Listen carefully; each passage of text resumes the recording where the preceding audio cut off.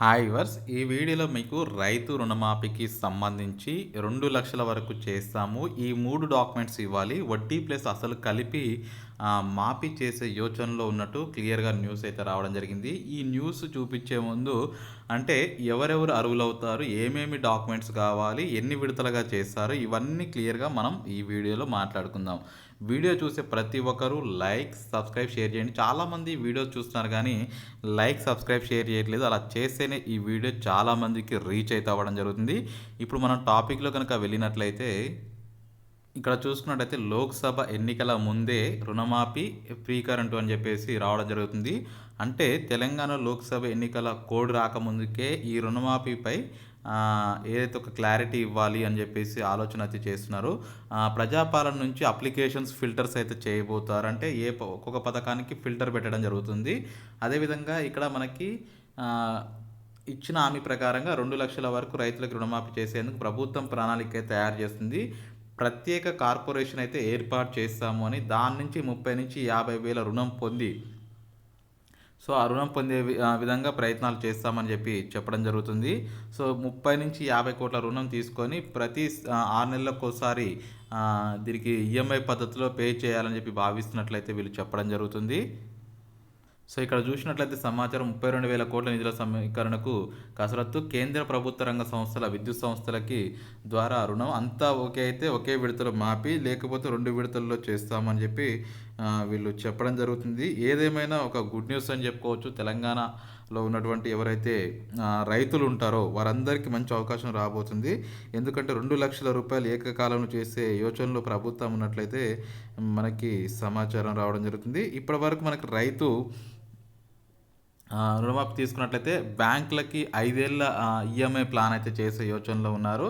అంటే ఈ ఈఎంఐ కూడా ఏ విధంగా కట్టాలి అనుకుంటున్నారంటే, ఈ కార్పొరేషన్లకి రిజిస్ట్రేషన్ల స్టాంపులు మరియు వాణిజ్య పనులతో పాటు ఇతర శాఖల ద్వారా వచ్చే ఆదాయంతో కొంత భాగాన్ని మళ్లించాలని భావిస్తుంది. ఎందుకంటే ఇప్పటివరకు తీసుకున్న రుణాలే చాలా ఎక్కువగా ఉన్నాయి. అందుకనే ఈ పద్ధతిలో తీసుకోబోతున్నట్లు వీళ్ళు చెప్పడం జరుగుతుంది. ఇంకొక విషయాన్ని ఏంది అడుగుతున్నారంటే, మరి ఓన్లీ క్రాప్ లోన్సే ఉంటాయా, మార్టిగేజ్ లోన్స్, అదేవిధంగా గోల్డ్ లోన్స్ ఇవి కూడా మేము తీసుకున్నాంగా, ఇవి కూడా ఇచ్చే అవకాశం ఉందా లేదా అని చెప్పేసి చాలామంది అడుగుతున్నారు. అందుకని నేను ఇప్పుడు ఈ వీడియోలో మీకు మంచి క్లారిటీనే దొరుకుతుంది.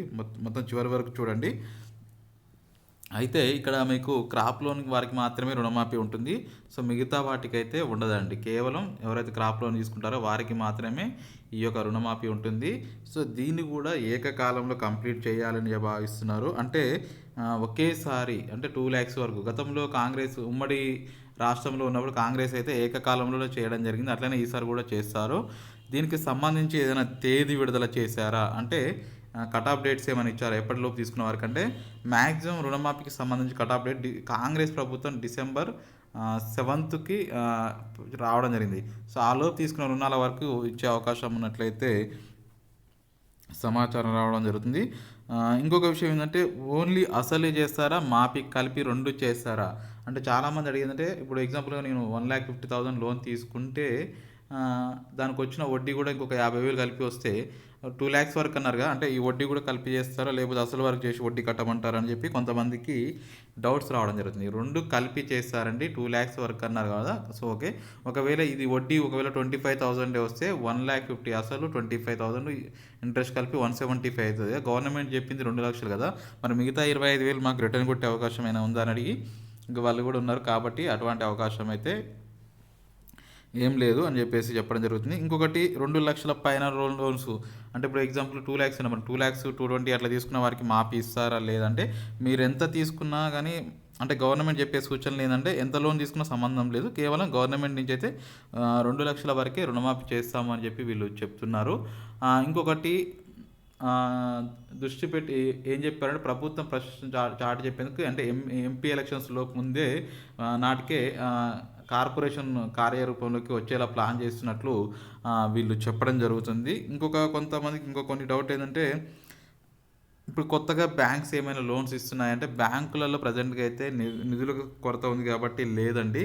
సో ఆల్రెడీ ఇచ్చేసారు. గతంలో ఎవరైతే తీసుకున్నారో వారికే. తర్వాత రుణమాఫీ చేసిన తర్వాత కొత్త లోన్ వస్తుందా లేదని అడుగుతున్నారు. ఖచ్చితంగా ఇస్తారండి, అప్పుడు ఇస్తారు. ఇంకా ఒక విషయం ఏంటంటే ఇప్పుడు టీఆర్ఎస్ ప్రభుత్వంలో నాకు 1,00,000 అయిందండి రుణమాఫీ. ఇప్పుడు మళ్ళీ ఈ ప్రభుత్వంలో మళ్ళీ మళ్ళీ నాకు అవుతుందా? లేదా? అని చెప్పి అడిగేవాళ్ళున్నారు. అంటే టీఆర్ఎస్ ప్రభుత్వంలో 1,00,000 అయితే మళ్ళీ ఈ ప్రభుత్వంలో 2,00,000 చేస్తారా? లేదా మళ్ళీ ఆ 1,00,000 కూడా కలుపుకొని చేస్తారా? ఇటువంటి క్వెషన్స్ చాలామంది అడుగుతున్నారు. అందుకని నేను మంచి ఎందుకంటే మళ్ళీ మీకు క్లారిటీ ఇవ్వాలనే ఉద్దేశంతోటి ఈ వీడియో చేయడం జరుగుతుంది. ఆహ్, ఎందుకంటే అప్పుడు ఇచ్చిన వారికి దాంతో అయిపోతది. ఇప్పుడు కేవలం ఈ ప్రభుత్వం 2,00,000 అనౌన్స్ చేసింది. 2,00,000 చేస్తుంది.